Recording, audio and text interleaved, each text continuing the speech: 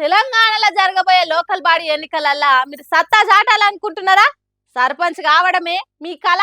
Ward member నుండి జిల్లా పరిషత్ chairman దాకా మీరు ఏది కోరుకుంటే ఆ పదవి మీ చెంతనే ఉంటది. నామినేషన్ ఏసుడు మాత్రమే మీ వంతు.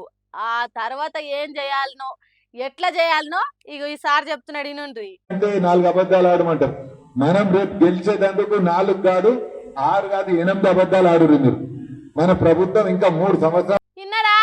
100 అబద్ధాలు ఆడైనా ఓ పెళ్లి చేయాలి అంటారు గాని కాంగ్రెస్ పార్టీ మాజీ ఎమ్మెల్యే తూముకుంటా నర్సారెడ్డి గ్రామాలను ప్రగతి పదంలోకి తీసుకుపోదాం, పరిశుభ్రంగా ఉంచుదాం, కష్టం వస్తే అందుబాటులో సేవలు చేస్తామని పోస్టులు కరిపత్రాలు వేసుడు కాదు, తులం బంగారం ఇస్తామనుండ్రి, మీ పిల్లల చదువుల ఖర్చంతా నాదే అనుండ్రి, నాకున్నదంతా మీకే పెడతా అనుండ్రి.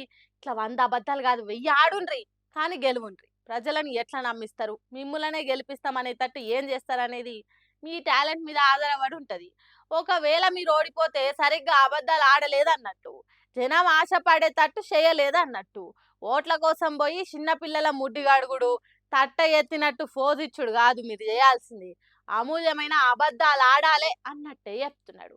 కాంగ్రెస్ పార్టీ ఇంకో 3 ఏళ్ల అధికారంలో ఉంటది కాబట్టి తిప్పల ఆకుండా చూస్తుంది అన్నట్టు హితబోధ చేస్తున్నాడు కార్యకర్తలకు. ఎసోంటి ఆ మాణిక్యాల అసోంటి మాటలు చెప్పిండో చూడుండ్రి. ఆయన మనకిట్లా అబద్ధాలు ఆడుడు కొత్త.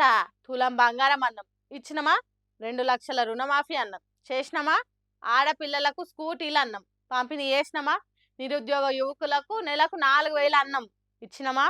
అట్లనే మనం కూడా అబద్ధాలు ఆడి సర్పంచులం, ఎంపీటీసీలం, జెడ్పీటీసీలం కావాలి.